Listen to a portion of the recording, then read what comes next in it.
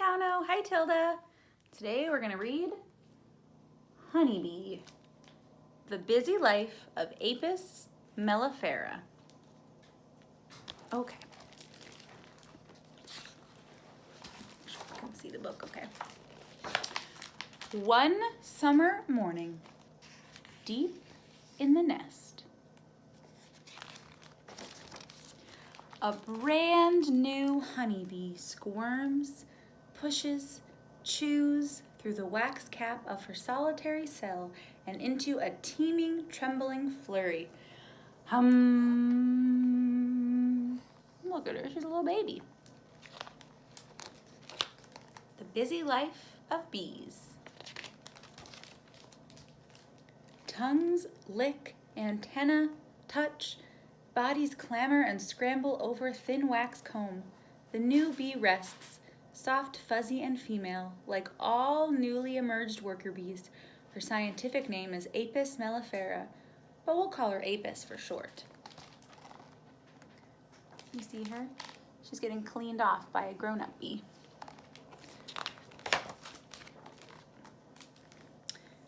Crawling to a cell packed with sticky, rich pollen, Apis eats and eats and eats some more.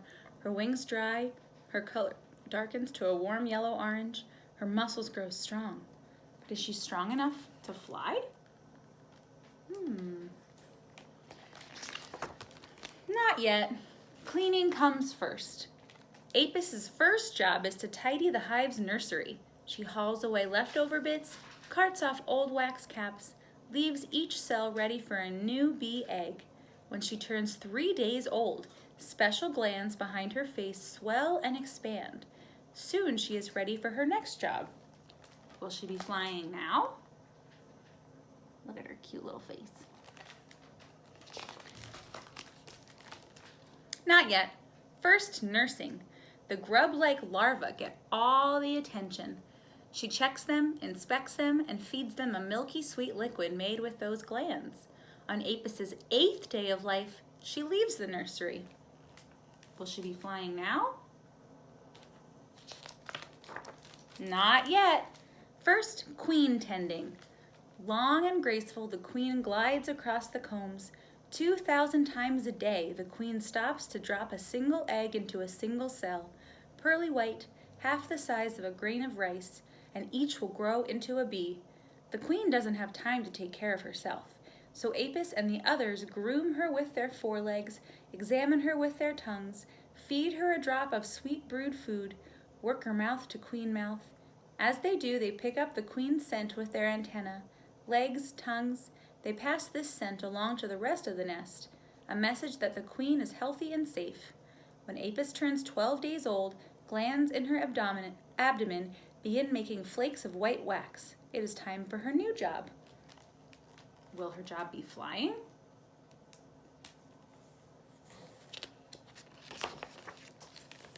Not yet. Comb building. Using her wax, her sharp spoon-shaped jaws, and her legs, she shapes, molds, maneuvers to create cells. But Apis is not a builder for long. 3 days later, she starts flying. Look at her, she's building all of these different holes. Not yet. Now she does food handling. Apis stands on soft honeycomb waiting. A forager bee approaches.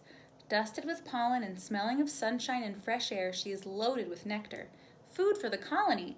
Apis creeps toward her, furry heads bump, and the forager brings up the nectar into her open mouth.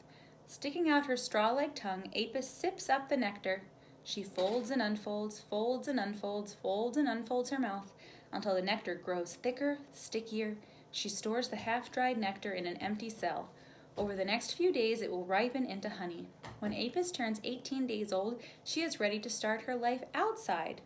Flying?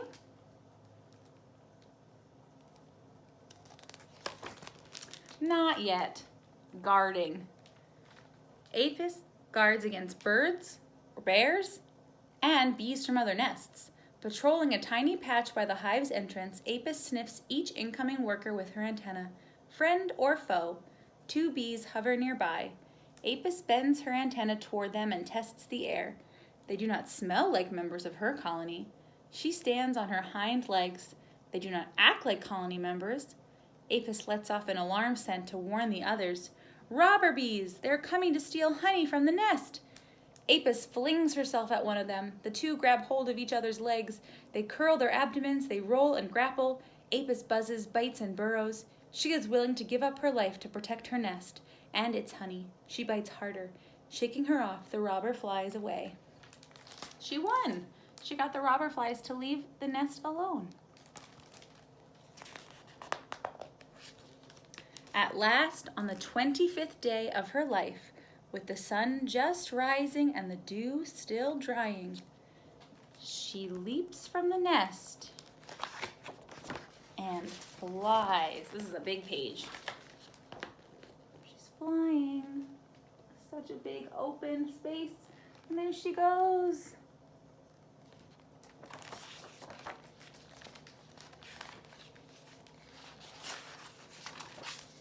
Thousands of other bees rise from the nest too, first to orient themselves and then to forage for water or collect a sticky plant sap called propolis, a kind of bee glue, or gather pollen. And Apis, she is in search of sweet nectar. Her antenna tastes the breeze. Milkweed, coneflower, clover, she can smell the sugary goodness inside their blossoms. Apis follows the floral odor for miles, wings beating 200 times a second. Until, look at all those bees. I don't even know which one Apis is. She circles down. She alights on a blossom. She scrabbles over its petals, searching for nectar inside.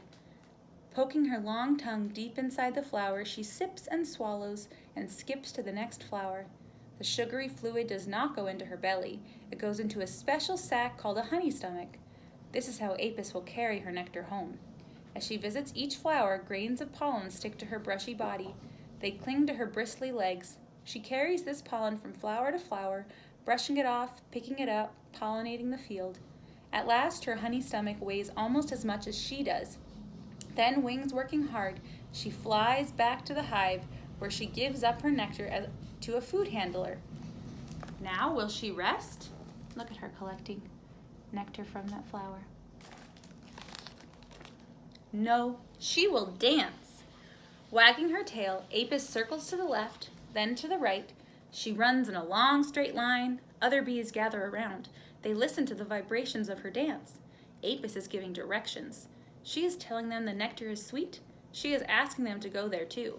Soon a stream of bees head for her find. Apis makes 9 more trips that day, gathering, pollinating, before the sun finally sets and she can rest. They're all watching Apis dance. She's telling them all where to go to get the pollen and the nectar. But she will go back tomorrow and the day after that and the day after that. She grows thinner and slower. She loses some of her hair. Her wings fray and tatter. Summertime bees do not live long, and Apis is now 35 days old. She has flown back and forth between nest and blossoms 500 miles in all. She has visited 30,000 flowers.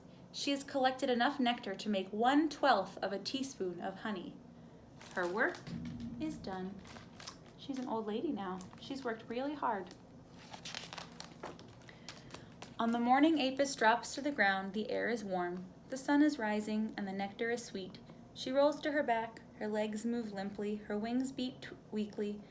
Above her, blossoms nod in the summer breeze, and Apis stills.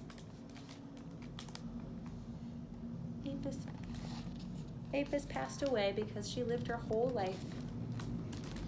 And back in the nest, a brand new honeybee squirms, pushes, chews through the wax cap of her solitary cell and into a teeming, trembly flurry. And that's the end. Bye, guys.